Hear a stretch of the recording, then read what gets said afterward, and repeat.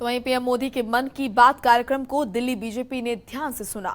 BJP की तरफ से कई जगहों पर मन की बात सुनने के लिए खास आयोजन किया गया। इसी के तहत पटेल चौक पर बीजेपी के राष्ट्रीय अध्यक्ष जेपी नड्डा, नई दिल्ली से सांसद मीनाक्षी लेखी और दिल्ली बीजेपी प्रदेश अध्यक्ष आदेश गुप्ता ने मन की बात को सुना। पीएम ने वैक्सीनेशन को लेकर किस तरीके से लोगों को जागरूक किया और बताया कि वैक्सीनेशन कितना ज्यादा जरूरी है, जिस पर आदेश गुप्ता और मीनाक्षी लेखी ने क्या कुछ कहा, आपको सुनाते हैं। प्रधानमंत्री जी ने जो बातें ओलंपिक और खेल के बारे में कही है, वैक्सीन के बारे में कही है, पर्यावरण के लिए कही है, वास्तव में वो विषय जो जनता के लिए बहुत जरूरी है, संवेदनशील है। जो वैक्सीन पर जो लोग राजनीति कर रहे हैं, जिस तरह से वैक्सीन के मुद्दे पर जिन लोगों ने जो प्रश्न खड़ा किया था, आज उनको जवाब मिल गया है कि पूरे देश में वैक्सीनेशन अभियान प्रधानमंत्री मोदी जी के द्वारा ये चलाया जा रहा है। सबको वैक्सीन और मुफ्त वैक्सीन, और वैक्सीन के प्रति जो भ्रांति है वो भी कैसे लोगों के अंदर है, उस भ्रांति को दूर करना जरूरी है, क्योंकि कोरोना से लड़ाई में जो अंतिम विकल्प है वो वैक्सीन है। हर देशवासी को वैक्सीन मिले, इसके लिए राहुल गांधी की अनुमति नहीं चाहिए। इस देश के नागरिकों ने प्रधानमंत्री को चुनकर भेजा है और ऐसा सेवक जो कि दिन रात जनता की सेवा में कार्यरत है और जिनको प्रधानमंत्री बनने का शौक नहीं। तो वहीं पीएम मोदी ने रविवार को मन की बात कार्यक्रम के जरिए देशवासियों को संबोधित किया और इस दौरान आपको बता दें कि उन्होंने तमाम महत्वपूर्ण बातें कही। कार्यक्रम को पूर्वी दिल्ली से सांसद गौतम गंभीर ने अपने कार्यालय में सुना। इस दौरान सांसद के साथ कई बीजेपी के कार्यकर्ता मौजूद रहे। सबने गहनता से पीएम के मन की बात सुनी। इन लोगों ने पीएम की तरफ से कोरोना वायरस और वैक्सीन पर दिए गए सुझावों को आगे बढ़ाने का संकल्प लिया।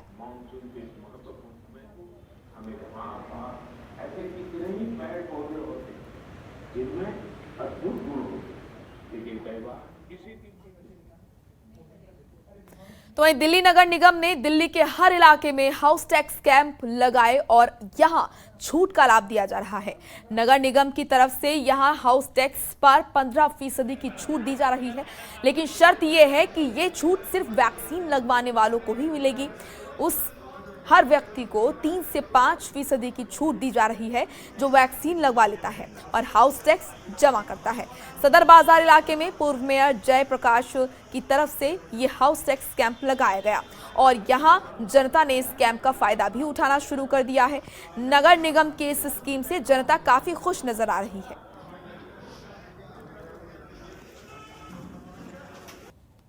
जनता को बहुत अच्छा फायदा मिलेगा इसके अंदर जो है। जहाँ तक सवाल है हाउस टैक्स जमा करने का, एक तो क्षेत्र में जो हाउस टैक्स कैंप लग रहे हैं अपने जयप्रकाश जी के माध्यम से, इस वर्ष जो है लगभग 4 जगह इस क्षेत्र के अंदर ये कैंप लगाए जा रहे हैं। इससे जनता को बहुत बड़ी राहत मिलेगी। देखिए, हमने एक स्कीम लेकर के आए थे, टीका लगवाओ और 5% अलग से छूट पाओ। हर वर्ष अग्रिम टैक्स संपत्ति कर जो जमा करते हैं उनको 15% से लेकर 30% की छूट नगर निगम देती है। तो जिनको 15% छूट मिल रही है, अगर वो ऑनलाइन करते हैं तो वो 17% हो जाता है। उसको हमने 20% कर दिया है कि आप ऑनलाइन टैक्स जमा कराओ या मैन्युअली टैक्स जमा कराओ, आपको 20% की छूट मिलेगी, क्योंकि 5% आप टीका लगवा कर आए हो। आरके पुरम में बीजेपी ने दिल्ली पुलिस के खिलाफ जोरदार प्रदर्शन किया। बीजेपी के मंडल अध्यक्ष आनंद सिंह ने आरके पुरम थाने में तैनात 4 पुलिस वालों के खिलाफ शिकायत दी है। जिले के डीसीपी ने कहा है कि शिकायत के आधार पर जांच की जाएगी और जो भी आरोपी होगा उसके खिलाफ सख्त कार्रवाई होगी। आरोप है कि आरके पुरम में बीजेपी के मंडल अध्यक्ष आनंद सिंह अपनी गाड़ी से जा रहे थे, तभी 4 पुलिसकर्मियों ने उनकी गाड़ी के आगे कार लगाकर रास्ता रोके और उन्हें बाहर निकलने के लिए कहा। बताया जा रहा है कि चारों पुलिसकर्मी नशे में धुत थे। वो बीजेपी नेता को जबरदस्ती गाड़ी से निकाल रहे थे। बीजेपी कार्यकर्ताओं ने इस पूरी घटना के खिलाफ थाने में शिकायत की है। मेरे आगे गाड़ी लगा दी गई और गाड़ी से उतरे वो लोग, जो पुलिस के लोग थे उतरे और मुझे नशे में धुत थे। उसमें से 2 लोग जो मैंने देखे, 2 लोग और जो मेरे पास नहीं थे, थोड़ा दूर थे, मुझे नहीं पता उनका, उन्होंने पी रखी थी कि नहीं। लेकिन मुझे गाड़ी से ज़बरदस्ती उतारने लग गए। मुझे ऐसा लग रहा था जैसे वो मेरा इनकाउंटर करेंगे, और बहुत ही गलत इंटेंशन के साथ गाड़ी के आगे रहे। मैं बैक करके गाड़ी बहुत मुश्किल से वहाँ से निकाल के बच के भागा। थाने में एसएचओ साहब से मुलाकात हुई और एसएचओ साहब के सामने उन्होंने वो स्वीकार किया जो मैंने उन्हें बताया था। वो सारी चीज़ें उन्होंने आपस में स्वीकार कर ली कि हाँ, ये गलती हमसे हुई थी, ये गलती हमसे हुई थी। तो वहीं बीजेपी की तरफ से दिल्ली में वृक्षारोपण अभियान चलाया जा रहा है। इसी के तहत साउथ दिल्ली के संगम विहार के एक स्कूल में बीजेपी की तरफ से वृक्षारोपण किया गया, जिसमें मुख्य अतिथि के तौर पर राज्यसभा सांसद अनिल जैन पहुंचे। राज्यसभा सांसद ने यहां अपने हाथों से पेड़ लगाए और संदेश दिया कि इस समय हमें दिल्ली में ज्यादा से ज्यादा पेड़ लगाने चाहिए ताकि लोगों को स्वच्छ हवा मिल सके। इस कार्यक्रम में निगम पार्षद माया बिष्ट के साथ कई बीजेपी कार्यकर्ता भी यहां पर मौजूद रहे। इस कार्यक्रम को बीजेपी नेता चंदन चौधरी की तरफ से आयोजित किया गया था। आपको बता दें कि डॉक्टर श्यामा प्रसाद मुखर्जी के जन्मदिन से शुरू हुआ यह अभियान 6 जुलाई तक चलेगा। 14 दिनों तक चलने वाले इस अभियान में बीजेपी ने दिल्ली में 5 लाख पौधे लगाने का लक्ष्य रखा है। ये वृक्षारोपण 6 जुलाई तक चलने वाला ये कार्यक्रम है। ये पूरे पखवाड़े का एक कार्यक्रम पार्टी ने राष्ट्रीय स्तर पर तय किया है। लाखों करोड़ों पेड़ हम इस समय लगाएंगे, क्योंकि जिस प्रकार की महामारी फैली है उसको प्रकृति ही बचा सकती है, और प्रकृति को भी अगर ख़त्म कर देंगे तो कोई बचाने वाला नहीं है। हमने भी अपने वार्ड में डॉक्टर अनिल जैन जी, जो राज्यसभा सांसद हैं और हमारे प्रेरणादायक भी हैं, हमारे गार्जियन भी हैं, उनके नेतृत्व में हम लोगों ने यहाँ वृक्षारोपण का कार्यक्रम किया है। उनके हाथों के द्वारा ये वृक्षारोपण का कार्यक्रम हुआ है, जो पर्यावरण को हम लोगों के लिए बहुत ही जरूरी। तो वहीं मुंडका विधानसभा की देवेंद्र कॉलोनी के वार्ड नंबर 38 में बड़ी लापरवाही देखने को मिली है। यहां बिना सीमेंट या मसाले के नालियों का निर्माण किया जा रहा है।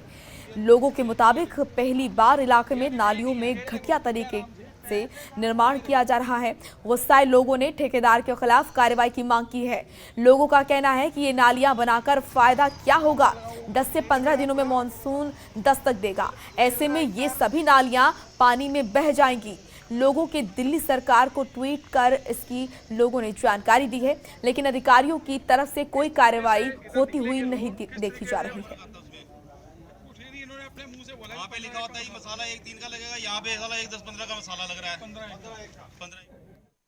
हाँ जी, मैंने फोटो खींची थी जब ये काम कर रहे थे, लेबर वगैरह काम कर रही, ठेकेदार उठानी खाली लेबर काम कर रही थी। इन्होंने ईंटें इनके ऊपर बस ऐसी बिछाई थी बिना सीमेंटेड के, और ईंट की क्वालिटी भी ऐसी थी कि पूछो मत। बिल्कुल ही मतलब पीली ईंट जब हाथ लगे टूट जाते हैं। बीच में यद्दे रोडे डाले हुए हैं, बीच में ईंटें डाली हुई हैं, और उसी के ऊपर मसाला इन्होंने ऐसे फैला रहे थे, और बीच में मसाला इन्होंने बिल्कुल भी नहीं डाला। हमने विधायक को भी जिताया और हमने पार्षद को भी जिताया, पर उसके बावजूद सड़कों का हाल आपके सामने है। सर, बकायदा इन नालियों को लेके बकायदा ट्वीट हुए हैं। ये नहीं है कि ये जो काम है ये संज्ञान में नहीं है उनके। बकायदा सीएम को टैग करके, बकायदा अथॉरिटीज़ को टैग करके हमने ट्वीट्स किए हैं। और उसके बाद में कल का जो हमारा ट्वीट था, हमने ये पूछा था कि क्या ठेकेदार पे कोई कार्रवाई हुई है। जी देखो, हम तो 5 एकड़ का बनाते हैं, अब हमें तो पता नहीं साहब। 15 एकड़ तो अभी आपने बोला। 15 एकड़ का नहीं बाबूजी, 5 एकड़ का बोला है। अभी आपका वो चेंज हो गया सर। जी 5 एकड़ का बोला, मैं झूठ क्यों बोलूँगा यहाँ। ना बाबूजी 5 एकड़ का बोला है। तो वहीं दिल्ली के नजफगढ़ में एक बड़ा हादसा हो गया। यहाँ के तूड़ा मंडी के पास एक ट्रक अचानक यहाँ पर सड़क पर धंस गया, जिसके नीचे एक ऑटो और एक एसडीएमसी की कूड़ा उठाने वाली गाड़ी दब गई। समय रहते दोनों यहाँ पर वाहनों के चालकों ने यहाँ पर निकल कर अपनी जान बचाई। इन लोगों की जान बाल बाल बच गई, लेकिन इस हादसे ने प्रशासन पर कई सवाल खड़े कर दिए हैं। बताया जा रहा है कि इस सड़क पर सीवरेज का काम हुआ है। साइड में बने नालों का कार्य फ्लड डिपार्टमेंट कर रहा है। सीवरेज की वजह से यहाँ आए दिन हादसे होते हैं, लेकिन अधिकारियों की तरफ से कोई ध्यान नहीं दिया जा रहा है।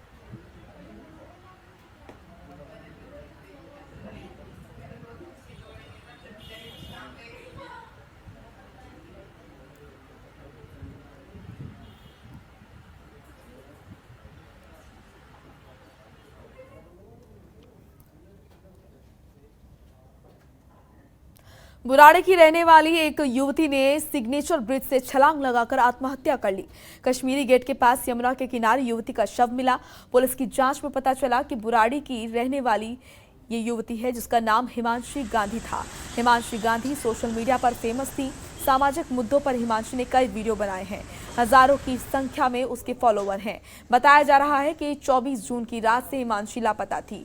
परिजनों ने उसकी गुमशुदगी की शिकायत बुराड़ी थाना पुलिस में दर्ज कराई थी। हिमांशी ने ये कदम क्यों उठाया, इसका खुलासा अभी तक नहीं हो पाया है। मामले में पुलिस आगे की कार्रवाई कर रही है।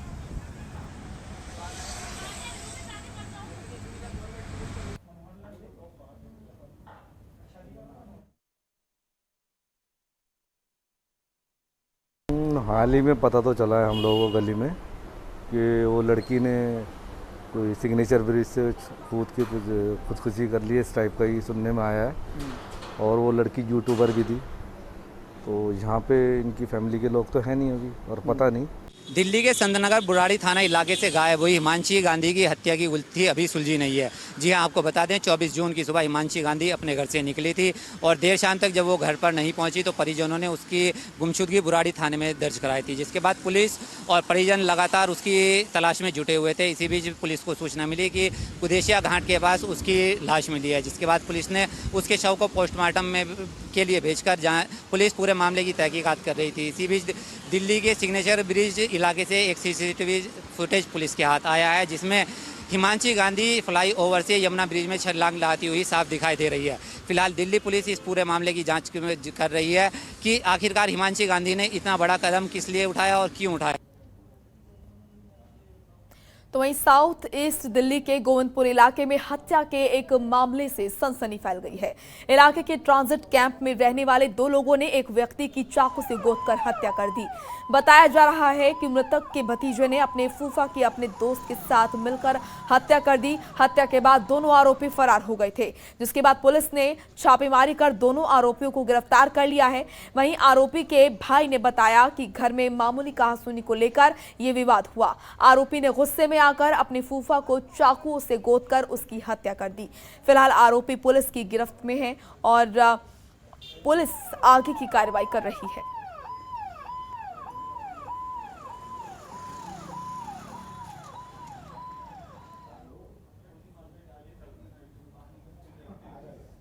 सोमवार यानी कि 28 जून को ट्रांसपोर्टर्स काला दिवस मनाएंगे। ट्रांसपोर्टर्स अपनी गाड़ियों पर काले झंडे लगाकर अपना विरोध जताएंगे।